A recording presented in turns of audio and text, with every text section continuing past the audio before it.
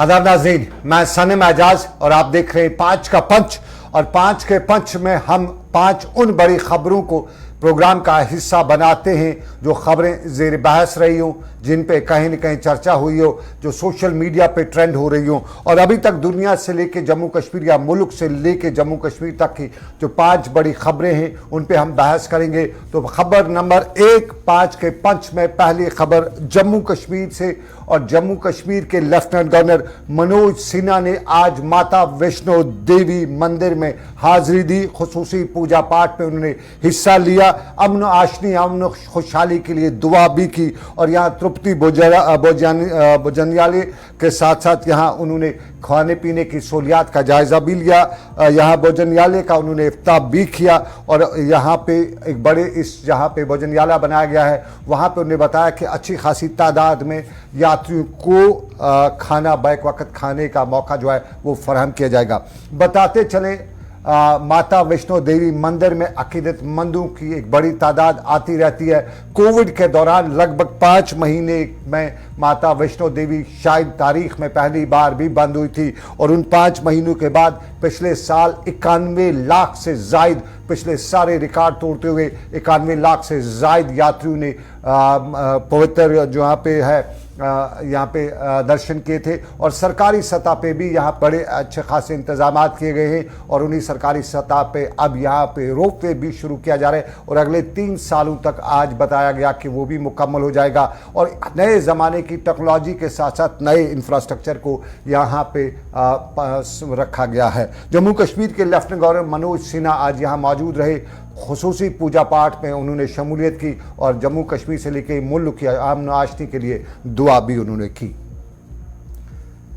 ये पांच के पंच की पहली खबर थी, और पांच के पंच की दूसरी खबर पे भी हम चलेंगे। और दूसरी खबर भी जम्मू कश्मीर से है, और जम्मू कश्मीर में हमने बताया था, लगातार हम उस पर अफसोस भी कर रहे हैं कि हवा ख़राब थी, लेकिन हवा ख़राब अपनी जगह पे ज़मीन भी खिसक रही है। और लगातार जम्मू कश्मीर के कई इलाकों से ज़मीन खिसकने की खबरें आ रही हैं। रामबन का संगलदान का इलाका, और रामबन के संगलदान के इलाका जो है ये डोडा के ठाठरी के बाद दूसरा ऐसा इलाका है जहां ज़मीन खिसक रही है। और अब तक 1 दर्जन के करीब यहाँ इमारतें जो हैं वो मुनहदम तकरीबन हो चुकी हैं, वहाँ उनके मुनहदम होने की कगार पे हैं। और वहाँ से जो रेस्क्यू ऑपरेशन भी किया जा रहा है, लोगों को निकाला जा रहा है। आज वहाँ के करीबी जो रास्ते थे, शारा जो कनेक्टिंग रोड्स थे, वो भी उनमें भी दरारें देखी गई, उन रास्तों को भी बंद किया गया। इंतज़ामिया भी मौके पे पहुंची हुई थी, और इंतज़ामिया के साथ साथ ग्रीन ट्रिब्यूनल ने भी इस मामले पे अपनी जानकारी हासिल करते हुए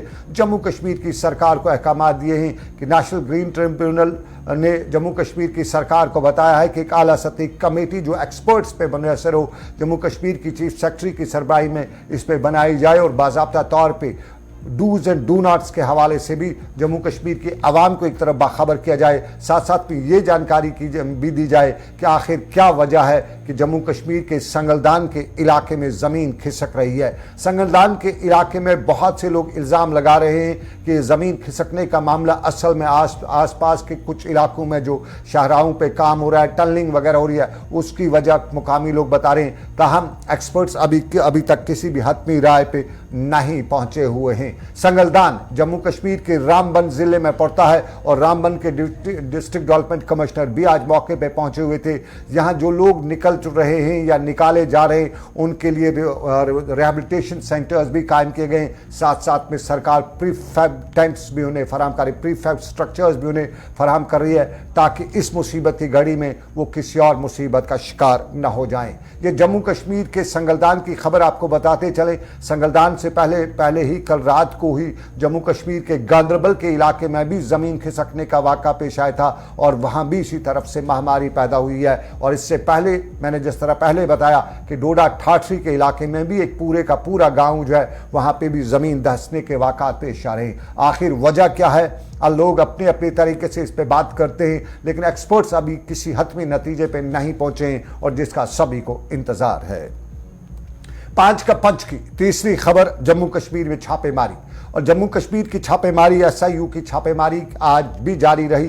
पिछले कुछ दिनों तक ये छापेमारी या कुछ दिनों से छापेमारी बंद थी, लेकिन आज एक बार फिर ये छापेमारी का सिलसिला देखने को मिला। और त्राल जो पुलवामा जिले में पड़ता है, त्राल में कई जगहों पर आज एसआईयू के अहलकारों ने छापेमारी। जम्मू कश्मीर पुलिस और सिक्योरिटी फोर्स के दूसरी नफरियों के साथ सुबह सुबह एसआईयू के अहलकार मौके पर इलाके में पहुंचे और मुंतखब या जो घर थे, आइडेंटिफाइड घर, उन घरों को उन्होंने घेरे में लिया और वहां तलाशी कार्रवाई की। काफ़ी देर तक ये तलाशी कार्रवाई का सिलसिला चलता रहा और उस तलाशी कार्रवाई के दौरान बताया जाता है, जिसकी अभी तक सरकारी ज़राए ने तस्दीक नहीं की, लेकिन बताया जाता है कि कुछ इलेक्ट्रॉनिक गैजेट्स जो हैं वो यहाँ से ज़ब्त किए गए हैं। किसी के गिरफ्तार होने की कोई खबर नहीं है। ये जम्मू कश्मीर में गिरफ्तारियों का सिलसिला, और इसी गिरफ्तारियों के सिलसिले में आज एसआईयू की छापेमारी कश्मीर के त्राल के इलाके में एक बार फिर देखी गई। और पांच के पंच में चौथी खबर, कांग्रेस के दिन अच्छे हैं बुरे हैं, कांग्रेस वाले कहते हैं बुरे बनाए जा रहे हैं। और जयराम रमेश ने आज प्रेस कॉन्फ्रेंस भी की, ट्वीट भी किया। और जयराम रमेश ने प्रेस कॉन्फ्रेंस और ट्वीट करते हुए बताया कि कांग्रेस के साथ नाइंसाफ़ी की जा रही है। उनके कांग्रेस लीडरान को जो है उन पर छापेमारी की जा रही है और ईडी की छापेमारी कांग्रेस के अहदेदारों के घरों पर की जा रही है। जयराम रमेश ने आज छत्तीसगढ़ के डिप्टी सीएम का हवाला देते हुए बताया कि वहाँ के सीएम भूपेश बघेल ने बताया है कि ईडी ने जो कांग्रेस के लीडरान हैं, जिनमें कांग्रेस के खजानची हैं, सबका नायब सदर हैं और एमएलए हैं, उनके घरों पे छापेमारी की है। और इस छापेमारी की असल वजह उनके बकौल जो भारत जोड़ो यात्रा कांग्रेस ने मुकम्मल की है, उससे बीजेपी डर रही है और उसी डर की वजह से अब ईडी को इस्तेमाल करते हुए कांग्रेस को डराने की कोशिश करी है। और जयराम रमेश ने बताया कि वो डरने वाले नहीं है, कांग्रेस डरने वाली नहीं जमात है, न डर सकती है और न बैकफुट पे आ सकती है। ये जयराम और रमेश ने आज प्रेस कॉन्फ्रेंस के दौरान बताया। बताते चलें, जम्मू कश्मीर की राहुल गांधी की यात्रा के दौरान, या राहुल गांधी जो मुल्क भारत जोड़ो यात्रा कर रहे थे, उस दौरान जम्मू कश्मीर में जयराम रमेश फ्रंट लाइन पे थे और जितने भी प्रेस ब्रीफिंग से लेकर दूसरे मामला थे, जयराम रमेश ही सब कुछ देख रहे थे। और आज की पांचवी और बड़ी आखिरी खबर, पांच के पंच में जो पहली बड़ी खबर है और वो आपको बताते चलें, वो है जम्मू कश्मीर से लेके मुल्क तक जो मामलात हैं, उन मामलात में लेफ्ट और राइट विंग का मामला है। जेएनयू कहीं न कहीं सुर्खियों में रहता ही रहता है और जेएनयू पिछले कुछ सालों से सुर्खियों में रहने के बाद एक बार फिर सुर्खियों में है। और यहाँ जेएनयू में लेफ्ट और राइट यानी लेफ्ट विंग और एबीपी अखिल भारतीय परिषद जो है, उनके दरमियान हालात कशीदा होते हुए दिखाई दे रहे। इल्ज़ाम है कि कहीं न कहीं तज़ीक की गई है, बेहुरमती की गई है और उसी बेहुरमती के इल्ज़ाम के पस मंज़र में आमना और सामना हो रहा है। हालात मुल्क से लेकर जेएनयू तक पिछले कुछ दिनों से इस तरह के हैं, जहाँ हरियाणा में 2 मुसलमानों को मारे जाने का या जलाए जाने का वाक़ा था, उसके साथ साथ इसी तरह का एक वाक़ा साउथ इंडिया के या उत्तर प्रदेश के एक इलाके में देखने को मिला। और फिर जेएनयू में भी ये सवाल दोबारा सर उठाने लग रहे हैं और ये सवाल सर उठाते हुए कुछ लोग आगे की हालात भी बयान करते हुए बता रहे हैं कि सरहद पे तनाव है, कोई बताओ चुनाव है। ये सब कुछ जेएनयू में भी है और जेएनयू में अगर चुनाव नहीं है, लेकिन चुनाव से पहले ये सारी सूरत-ए-हाल कहीं न कहीं किसी और मंजिल का इशारा भी कर रही है। पांच का पंच में 5 बड़ी खबरें और उन पे हमारी पहली नज़र। लेकिन 5 के पंच में अब दूसरी बड़ी खबर, और दूसरी बड़ी खबर दुनिया की बड़ी खबर है। और दुनिया की बड़ी खबर पिछले साल इन्हीं दिनों में आपको याद होगा, दुनिया में एक नया मामला, एक नया शूशा उठा था। और ये नया मामला, नया शूशा रूस का यूक्रेन पे हमला था। और रूस और यूक्रेन के हमले के बीच में बताया गया था कि यह वेस्ट वर्सेस इधर का मामला है और वेस्ट वर्सेस इधर के मामले के बीच में कई तरह के खदशात का इज़हार किया जा रहा था। बताया जा रहा था कि कहीं किसी नई जंग जो है, आलमी जंग, उसकी शुरुआत तो नहीं हो रही है। आलमी जंग की शुरुआत हुई है या नहीं हुई है, अभी उस पर कोई कुछ नहीं कहा जा सकता है, लेकिन कहीं न कहीं सवाल बहुत से उठ रहे हैं। और उन्हीं सवालात के बीच में आज अमेरिकी सदर जो बाइडन भी कीव पहुंचे हैं। कीव ये यूक्रेन का एक शहर है और यूक्रेन के शहर कीव पहुंचते ही जो बाइडन ने मीडिया से बात भी की और यूक्रेन की आवाम को भी मुखातिब करते हुए बताया कि हम उनके साथ हैं और जहां तक हो सकेगा हम उनके साथ रहेंगे। जो बाइडेन की पहुंचना और रूस को बराह रास्त एक धमकी देना कहीं एक नए खित्ते में एक नई सूरत को पैदा तो नहीं करने जा रही है। यही जानने के लिए हमने आज एक्सपर्ट से भी बात करनी है, उनसे भी हम जानने की कोशिश करेंगे कि क्या कुछ है। और इस वक्त मेरे साथ दिफाई तजिया निगार कर्नल SS पठानिया जो है वो ज्वाइन कर चुके हैं। बहुत बहुत शुक्रिया सर, स्वागत आपका। Pathania sir, good evening. Good evening sir, good evening. How are you sir? All well sir. आप thanks a lot sir, thanks a lot sir. सबसे पहले जानना चाहूंगा, बाइडेन यूक्रेन पहुंच चुके हैं ऑलरेडी, कहीं न कहीं एक टेंस सिचुएशन वर्ल्ड वाइड है। उस टेंस सिचुएशन में क्या बाइडेन जो यूक्रेन पहुंचे हैं उसके बाद रशिया का कुछ जवाब होगा? क्या एक्सपेक्ट कर रहे हैं आप? देखिए, अगर ये आपने देखें कि पहले बाइडेन साहब की जो विजिट थी वो शेड्यूल थी 24 तारीख को, जब रशिया यूक्रेन वार का एक साल पूरा होना था। लेकिन जब एक USA जैसे कंट्री का हेड अगर यूक्रेन में जाता है जो एक वार जोन है, तो वो जो सिक्योरिटी के कंसर्न हैं वो भी देखने पड़ते हैं USA को। तो उसी के मद्देनजर ये लग रहा है कि जिस तरीके से उन्होंने इसको आप सीक्रेट विजिट बोल लीजिए या सरप्राइज विजिट बोल लीजिए, वो इसलिए हुई है कि जब उस वार जोन यूक्रेन के अंदर वो जाते हैं तो उनके ऊपर किसी किस्म का हमला रशिया की तरफ से ना हो और उनका नुकसान ना हो। ये भी ये दर्शाता है कि यूक्रेन के अंदर जो सिक्योरिटी की सिचुएशन है वो उतनी पुख्ता नहीं रही है अभी, और उनके अंदर वल्नरेबिलिटी आ चुकी है।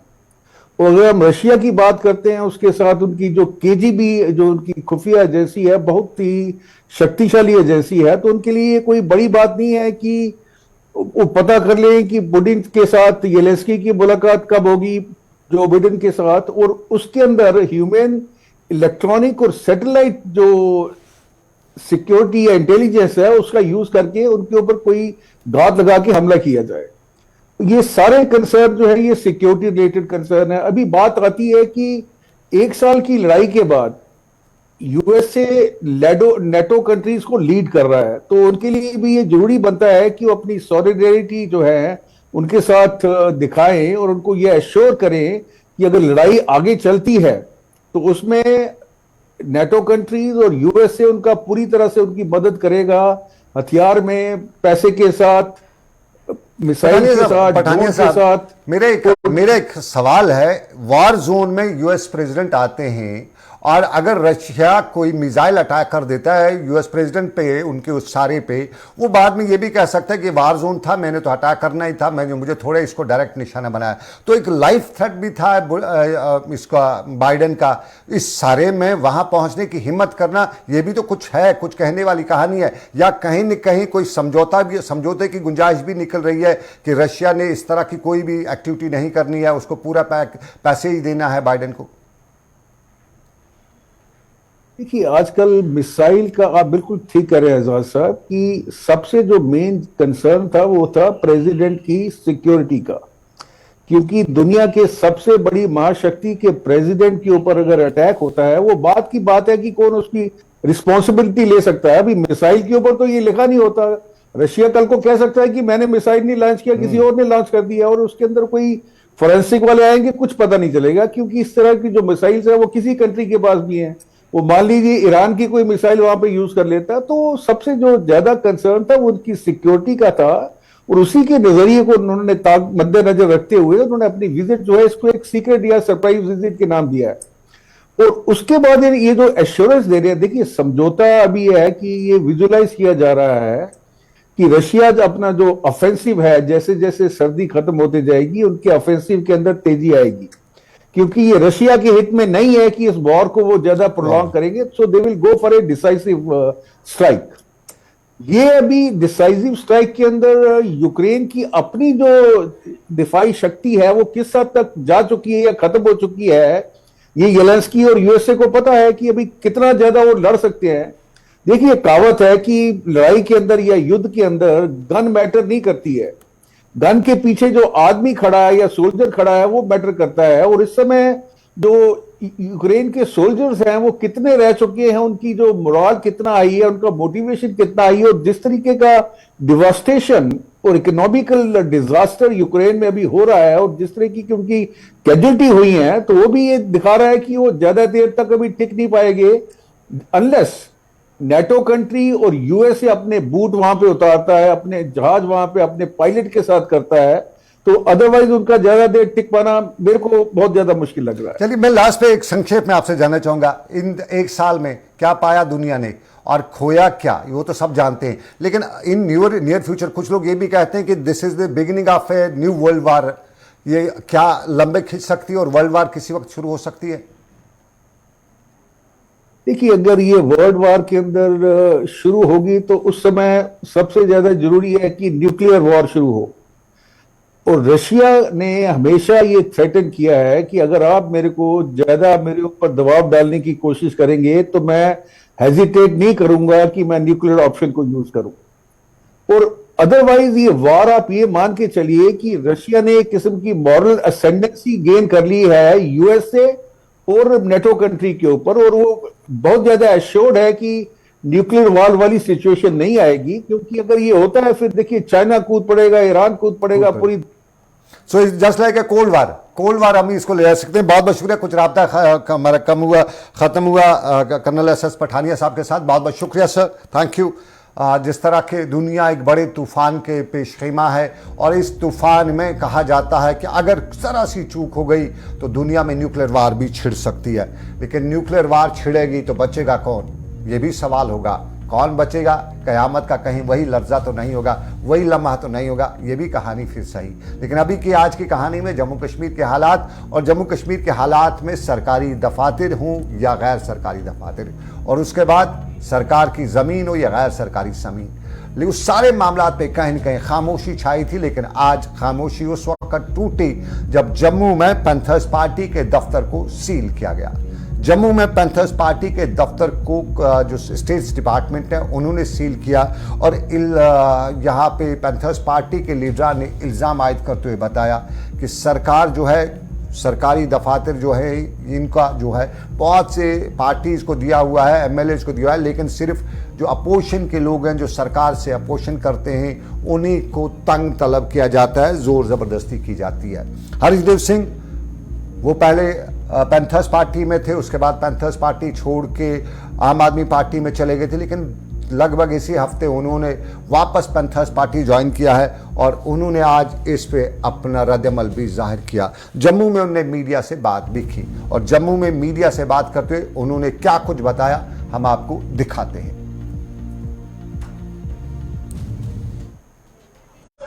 आज पैंथर्स पार्टी का दफ्तर सील कर दिया गया जम्मू में। मेरे पैंथर्स पार्टी में ज्वाइन करते ही और ये ऐलान करते ही या पैंथर्स पार्टी को रिवाइव करेंगे और भारतीय जनता पार्टी का सुपड़ा साफ करेंगे जम्मू कश्मीर से। फौरी तौर पर कार्रवाई हुई है और एलजी एडमिनिस्ट्रेशन ने पैंथर्स पार्टी का दफ्तर जो है वो सील कर दिया है। ये एकमात्र हमारे पास दफ्तर था, बाकी पॉलिटिकल पार्टीज के दफ्तर वैसे ही रखे गए हैं, और जो सरकारी बिल्डिंग्स हैं वो बाकी की सारी बीजेपी के छोटे छोटे वर्करों को दी गई है, जो आज की तारीख में कोई भी ओहदा संभाले हुए नहीं है। वो भी बीजेपी के लोग बंगलों में रह रहे हैं। सरकारी जो बड़े बड़े मैंशंस हैं, जो मिनिस्ट्रियल बंगलोज हैं, ना इनका कोई किराया देता है, ना बिजली का किराया देता है, ना पानी का किराया देता है। इन लोगों ने अपने बाप की जागीर समझ रखा है इन बिल्डिंग्स को, इन बंगलों को, और लेफ्टिनेंट गवर्नर महोदय पूरी शय दे रहे हैं इन लोगों को। हाई कोर्ट ने भी कहा है कि इनको बाहर निकाला जाना चाहिए, लेकिन उसके बावजूद भी उनको नहीं निकाला गया। जो बीजेपी की एलाइज पार्टीज हैं, अपनी पार्टी है या पीपल्स कॉन्फ्रेंस है, जो रिकॉग्नाइज भी नहीं है, उनको इलेक्शन कमीशन ऑफ इंडिया से मान्यता भी नहीं मिली है। They are unrecognised political parties, लेकिन उसके बावजूद भी उनके लिए दफ्तर, सरकारी बिल्डिंग्स में दफ्तर दिए गए हैं। और पैंथर्स पार्टी जो रिकॉग्नाइज्ड पार्टी है, recognised by the Election Commission of India as a state level party, उसका दफ्तर इन्होंने बंद कर दिया। आज कितना डर गए हैं भारतीय जनता पार्टी। मैं तो बीजेपी का तो समझ सकता हूं कि वो डर गए हैं पैंथर्स पार्टी से। पैंथर्स पार्टी उनको बेनकाब कर रही है, पैंथर्स पार्टी उनको एक्सपोज कर रही है, पैंथर्स पार्टी उनको आने वाले वक्त में डिपोज करेगी। और चलिए, पैंथर्स पार्टी के हर्षदेव सिंह पिछले दिनों इन्होंने आम आदमी पार्टी पहले ज्वाइन की थी, उसके बाद लगभग कुछ महीने तक आम आदमी पार्टी के साथ रहे और उसके बाद इन्होंने वापस पैंथर्स पार्टी ज्वाइन की। बानी अराकीन में, बानी मेमरान में पैंथर्स पार्टी के माने जाते हो, प्रोफेसर भीम सिंह के बहुत ही क्लोज माने जाते थे।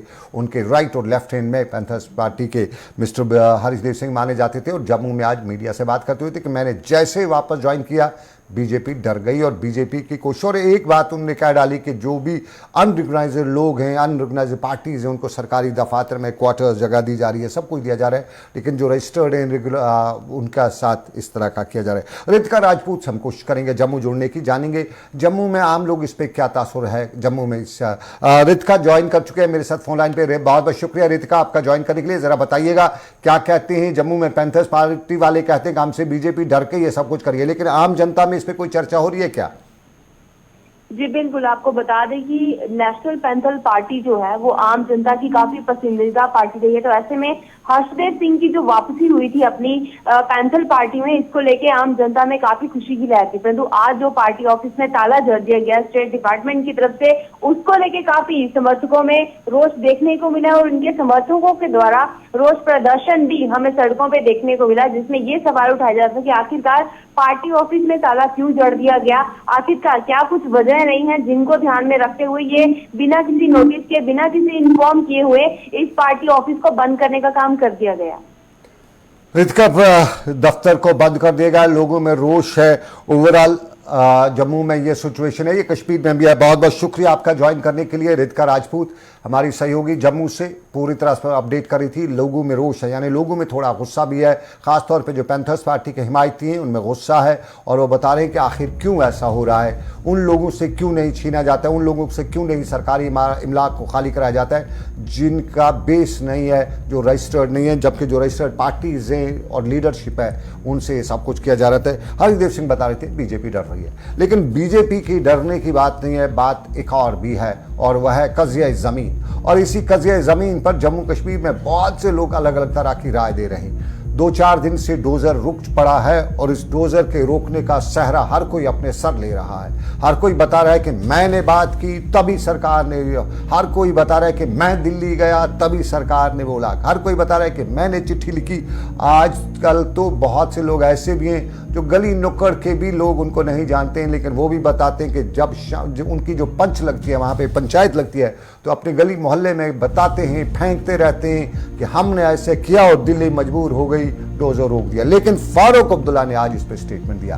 फारूक अब्दुल्ला ने बताया कि ना मैंने किया ना तुमने किया, ये किया तो जम्मू कश्मीर की आवाम ने किया। और जिस तरह से जम्मू कश्मीर की आवाम ने रिस्पॉन्स दिया, जिस तरह से जम्मू कश्मीर की आवाम को रिस्पॉन्स देना था, वो वाकई में उन्होंने दिया। फारूक अब्दुल्ला आज श्रीनगर में नेशनल कॉन्फ्रेंस हेडक्वार्टर पर अपने पार्टी कारकुनान के साथ बात कर रहे थे। साफ जाहिर है नेशनल कॉन्फ्रेंस जम्मू कश्मीर की सबसे बड़ी पार्टियों में से एक मानी जाती है और पिछले कुछ दिनों से एक बार फिर शायद सुर्खियां बनाती या बटोरती हुई आ रही है। और फारूक अब्दुल्ला 2-4 दिनों में कुछ मजालिस के दौरान सिर्फ वजीफा पढ़ते दिखाई दिए, सियासत पर बहुत कम बात की, लेकिन आज उन्होंने सियासत पर भी बात की और सियासी बात करते हुए उन्होंने बताया कि जम्मू कश्मीर की मजबूरी सूरत में जो कुछ भी किया वो आवाम ने किया और आवाम की ताकत के सामने सब कुछ सरेंडर हो ही जाता है। जरा फारूक अब्दुल्ला को सुनते हैं, फारूक अब्दुल्ला ने क्या बताया।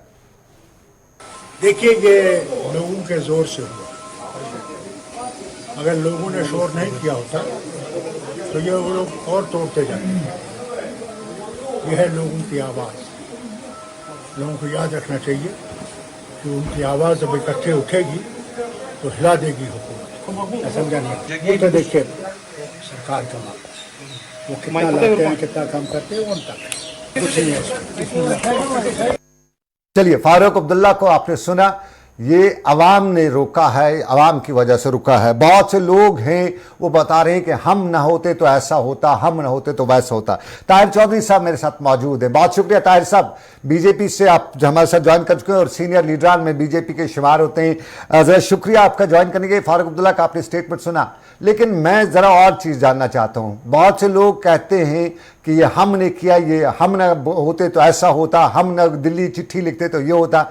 ये वाकई में हम वालों की कोई अहमियत है? दिल्ली होना हम वालों को, जिनको अपने मोहल्ले वाले भी नहीं मानते, उनकी इतनी अहमियत हो चुकी है कि वो दिल्ली उनका मान लेती है? देखिए सनम जी, जो लोग हमने कहा ये हुआ, हमने कहा, लोग आज की डेट में जम्मू कश्मीर में करने क्या जानती, जम्मू कश्मीर का आवाम जानता है। डॉक्टर फारूक अब्दुल्ला साहब क्या बताएंगे कि आज के बयानबाजी क्या बताना चाहिए? हमारी जम्मू कश्मीर हाई कमान, हमारे प्रेसिडेंट रैना साहब, पूरी हाई कमान ने इस चीज को बार बार कहा, और एलजी साहब ने कहा, सेक्रेटरी साहब ने कहा, डीपकॉम ने कहा, सब कि आम लोगों को तंग नहीं किया जाएगा। 5 मरले से लेके 2 मरले, 1 मरला, 10 मरला, 15 मरले वाले लोग महफूज रहेंगे, लेकिन जो बड़े मगरमच्छ हैं उनको नहीं बख्शा जाएगा। ये चीज हाईकमान ने कही थी, सरकार ने ये बात कही थी, सेंट्रल हाईकमान ने ये बात कही थी, ऑनरेबल एलजी साहब ने ये बात कही थी, और वो लोग अपनी बात पे कायम है। आज भी वही चीज है, आम इंसानों को बिल्कुल तंग नहीं किया जाएगा, आम आदमी को बिल्कुल तंग नहीं किया जाएगा, और जो बड़े मगरमच्छ है उनको सरकार नहीं बख्शेगी। ये चीज आज भी लागू है सरकार की तरफ। मतलब ये रोकने में हम मान लें कि आम आदमी का कोई रोल नहीं है, सरकार की एक पॉलिसी है, उसी पॉलिसी पे ये रुका है, या किसी पॉलिटिकल पार्टी का रोल नहीं? क्योंकि इल्ज़ाम फारूक अब्दुल्ला साहब की जमात लगा रही थी कि बीजेपी का एक फार्मूला है कि पहले लोगों को डराओ, उसके बाद रोको, और उसके बाद कहो कि हमारे साथ आओ और हम रोक देंगे, और यही वजह है कि वो इल्ज़ाम सीधा बीजेपी पे लगा रहे थे, जो उनके ऑफ द रेक। देखिए सनम जी, फारूक अब्दुल्ला साहब के डबल स्टैंडर्ड्स रहते हैं। ये वही डॉक्टर फारूक अब्दुल्ला साहब हैं जिन्होंने बठिंडी में आके अपना आशियाना बनाया, और इनको देख के डोडा, भद्रवा, किश्तवाड़, राजौरी, पुंछ, फॉरफ्लंग एरिया के गांव देहात के लोग जो जम्मू में अपने बच्चों को पढ़ाना चाहते थे, उन्होंने अपनी जमीनें बेची, वहां के हालात खराब थे, यहाँ पे छोटी छोटी जगह खरीदी, अपना सब कुछ बेच के उन लोगों ने यहाँ पे घर बनाया, और बठिंडी को अब सेटल किया गया इस कॉलोनी को डॉक्टर फारूक अब्दुल्ला साहब को देके। लेकिन डॉक्टर फारूक अब्दुल्ला साहब ने लोगों को क्या दिया? सीएम खुद बने, बेटा सीएम बना। अगर इतनी हमदर्दी थी जम्मू कश्मीर के लोगों के साथ, तो जब इनकी सरकार थी तो इस कॉलोनी को रेगुलाइज किया जाता, प्रॉपर ढंग से किया जाता, ताकि आज ये चीज नहीं आती। लेकिन भारतीय जनता पार्टी, माननीय प्रधानमंत्री साहब, होम मिनिस्टर साहब, हमारी पूरी एडमिनिस्ट्रेशन, हमारी भारतीय जनता पार्टी, जम्मू कश्मीर की हाईकमान, हम लोग जम्मू कश्मीर के लोगों के हित के लिए सोचते हैं, उनके बेहतरी के लिए सोचते हैं, और नियत प्रधानमंत्री साहब की बिल्कुल क्लियर है कि आम इंसान को तंग नहीं किया जाएगा, और उस चीज के ऊपर वो कायम। अच्छा, एक लास्ट पे सवाल, खुद एलजी साहब, खुद एडमिनिस्ट्रेशन बता रही है कि 70% लोग इसके सपोर्ट में, 30% खिलाफ हैं। तो क्या ये डोजर जो रुकना, ये कार्रवाई रुकी है, क्या ये 30% के दबाव से रुकी है? नहीं, देखिए सनम जी, मैं एक चीज क्लियर करूं, गवर्नमेंट की बहुत सारी चीजें होती हैं, बहुत सारी चीजों के ऊपर काम किया जाता है, सभी चीजों पे देखा जा रहा है, लेकिन सरकार की जो नीयत है बिल्कुल क्लियर है कि जो लोग जिन्होंने बड़ी बड़े घोटाले किए हैं, बड़ी बड़ी जमीनें हड़पी हैं सरकार की, स्टेट लैंड की, फॉरेस्ट लैंड की, बहुत कुछ किया है इन लोगों ने अपनी हुकूमतों के अंदर, उन लोगों को नहीं बख्शा जाएगा। आम शहरी को, आम आदमी को बिल्कुल तंग नहीं किया जाएगा। इस चीज के लिए होम मिनिस्टर साहब ने भी कहा है, पीएम साहब ने भी कहा है, और हमारे ऑनरेबल एलजी साहब ने भी कहा। चलिए, मैं अब आपकी पार्टी के एक जो है उनका बयान मेरे पास है, मैं उस हवाले से थोड़ा सा लास्ट पे आपका जो अक़लियती मोर्चा है, ये 10 मार्च से मुस्लिम आउटरीच प्रोग्राम शुरू कर रहा है, जम्मू कश्मीर में भी 14 रियासतों में 10 मार्च से कर रहा है। तो उसमें जम्मू कश्मीर के रिलेटेड आपका क्या एजेंडा है, क्या प्रोग्राम है मुस्लिम आउटरीच का? किस तरह से मुसलमानों तक पहुंचने की बीजेपी कोशिश करेगी? देखिए, मैं आपको एक चीज बता दूं, हमारे पब्लिक आउटरीच प्रोग्राम्स होते हैं सनम जी, हमारे लिए सभी लोग बराबर हैं।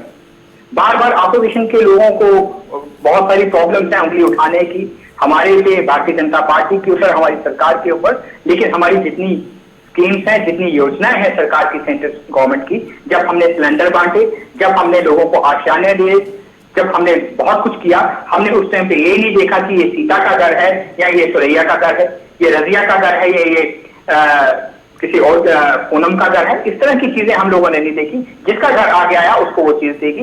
सरकार के लिए सभी बराबर हैं, सभी धर्म के लोग बराबर हैं।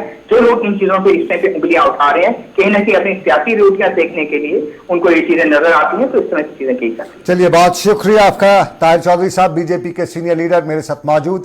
और बीजेपी की अक़लियती मोर्चा 10 मार्च से पूरे मुल्क में मुस्लिम आउटरीच प्रोग्राम शुरू कर रहा है और ये 14 रियासतों से शुरू किया जाएगा, जिनमें जम्मू कश्मीर भी शामिल है। मुसलमानों तक पहुंचने के लिए मुस्लिम आउटरीच प्रोग्राम जो है, ये खास प्रोग्राम बीजेपी का है और साफ जाहिर है मुसलमानों तक बीजेपी की पॉलिसी जो है, जो सरकार की गवर्नेंस है, वो पहुंचाने की कोशिश भी है। लेकिन सरकार की गवर्नेंस की कोशिश और उसमें जम्मू कश्मीर में ख़ास तौर पे जम्मू कश्मीर के बड़े इदारों में क्या कुछ होता है, हम आपको आपके टेलीविज़न स्क्रीन पर ही दिखा देते हैं। हम दिखाएंगे श्रीनगर के मेडिकल कॉलेज की ये तस्वीर, ये एक हमारे पास तस्वीर है और ये श्रीनगर मेडिकल कॉलेज का डेंटल कॉलेज, माफ़ कीजिएगा, श्रीनगर के डेंटल कॉलेज की ये तस्वीर आपको दिखाएंगे। और इस तस्वीर में आपको दिखाएंगे कि डेंटल कॉलेज को रजिस्ट्रार की कुछ असामियाँ जो हैं वो भरनी है। ये हमारे जो अभी का प्रोग्राम है उसी में है। ये डेंटल कॉलेज, ये है सरकार का हुक्मनामा, बाज़ाब्ता तौर पे नोटिफिकेशन है और ये है कि डेंटल कॉलेज श्रीनगर में रजिस्ट्रारशिप के लिए खाली पड़ी असामियों को फिल करना है। इसकी पहले नोटिफिकेशन जो एक निकलती है वो दिसंबर 2022 में निकलती है और दिसंबर 2022 में जो नोटिफिकेशन निकलती है उसमें बताया जा रहा है कि हाउस जॉब, बहुत सी इसमें क्राइटेरियाज होते हैं, इसमें बहुत से पैरामीटर्स, क्या क्या कौन इसके लिए एलिजिबल है, कौन अप्लाई कर सकता है। लेकिन उसमें एक पॉइंट ये भी है कि पॉइंट नंबर 4 है, ये हाउस जॉब सर्टिफिकेट, ये क्राइटेरिया में है, उस आदमी के पास हाउस जॉब सर्टिफिकेट होनी चाहिए in a direct technology institute, in a dental technology institute, house job certificate होनी चाहिए उसके in a dental technology institute issued by the principal of the concerned college. ठीक है, ये नोटिफिकेशन पहली नोटिफिकेशन है। 2-4 दिन पहले इस हफ्ते ये नोटिफिकेशन बदली जाती है, इसको दोबारा नए से एडवर्टाइज किया जाता है और उसमें लिखा जाता है हाउस जॉब सर्टिफिकेट। अब दूसरी तस्वीर हम दिखाएंगे, उसमें लिखा है house job certificate issued by the principal concerned. आमतौर पे लफ्जों का मतलब एक ही है, लेकिन जब ये स्टूडेंट श्रीनगर के डेंटल कॉलेज पहुंचते हैं जिन्होंने हमारे साथ राब्ता कायम किया, तो वहां पे लफ्जों का फेर बताते हुए बताया जाता है कि हमारे जो, अगर हम जम्मू कश्मीर के डेंटल कॉलेज के में कश्मीर के डेंटल कॉलेज से हमने हाउस जॉब नहीं किया है तो फिर हमारी जो एप्लीकेशंस है उनको एंटरटेन नहीं किया जाता है, क्योंकि जो सेकंड नोटिफिकेशन है उसमें लिखा हुआ है house job certificate issued by the principal concerned. यानी जो इसका मतलब ये वो निकाल रहे हैं कि ये जो सर्टिफिकेट है ये यहीं के कॉलेज से हाउस जॉब की होनी चाहिए, तभी आपके ये डिग्री हाउस जॉब को आप तभी एलिजिबल हैं। जबकि ओरिजिनल नोटिफिकेशन, पहली नोटिफिकेशन थी, उसमें था house job certificate in a dental technology teaching institute issued by the principal of the concerned college. किसी भी कंसर्न कॉलेज की जो डेंटल टीचिंग इंस्टीट्यूट होगा उससे अगर आपने हाउस जॉब वहां पे किया है तो वो सर्टिफिकेट आपके पास होनी चाहिए, यू आर एलिजिबल। लेकिन अब नोटिफिकेशन को बदला गया और लिखा गया house job certificate issued by the principal concerned. अगर बड़े कैनवास पे हम देखें तो मतलब एक ही है, लेकिन नून में नुक्ता निकालने के लिए वहां पे सब कुछ किया जा रहा है और साफ जाहिर है इस नून में नुक्ता के हवाले से जब हमने क्रॉस चेक किया तो बताया गया कि कुछ अपनों को फायदा देना है। तो अपनों को कैसे फायदा देना है, वो अपने वहीं के कॉलेज के होने चाहिए, तो ये नुक्ता रखा गया है। तो उसके बाद जब अपनों को फायदे की बात हुई तो फिर ये सब कुछ सामने आता है। जरा जम्मू कश्मीर के लेफ्टिनेंट गवर्नर मनोज सिन्हा साहब इसमें देखेंगे कि क्या वजह हो रही है कि ये सब कुछ किया जा रहा है, लोगों को हरासान किया जाता है, लोगों को परेशान किया जाता है। तो ये था हमारा आज का 5 का पंच से आज बस इतना ही। मुझे इस उम्मीद के साथ दीजिए इजाजत कि ऊपर वाले की रही मर्जी, फिर करेंगे आपसे मुलाकात। आज मेरे प्रोग्राम में रही सपना, मोहसिन और हर्ष। तो अभी इतना ही, दीजिए इजाजत, अल्लाह हाफिज।